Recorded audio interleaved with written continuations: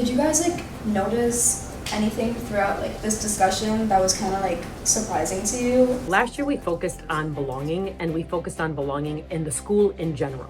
We felt that we really wanted to leverage our Knight values and think about how are we respectful, how do we work together, and how do we strive to do our best in the school as a whole. This year, we're really narrowing our focus, and the focus this year is going to be around classrooms.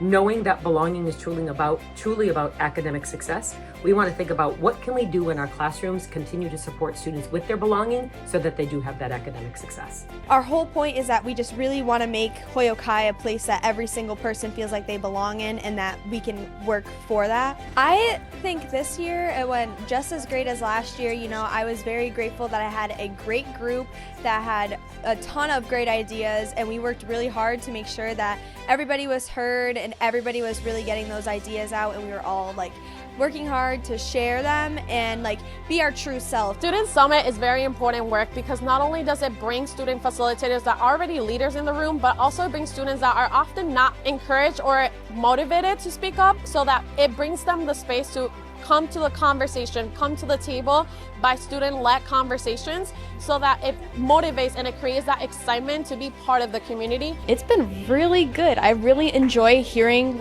although there's so many different people than me and I don't know many of these people, it's nice to see how much connection I have with them. So kind of like I was saying with teachers and classes that we've taken and struggles that we've had, it's really nice to be able to connect with kids and to also hear from my peers so that we can see what we have in common and how we all have a common goal of just getting through high school. Students are talking more about how changes could be very helpful for others. I think ideas are being spread out, which it's a great opportunity. It helps us because we know what, we're listening to the students and we're hearing what they want, and so it gives an opportunity to build on that and expand our community to help the kids feel heard and be more present.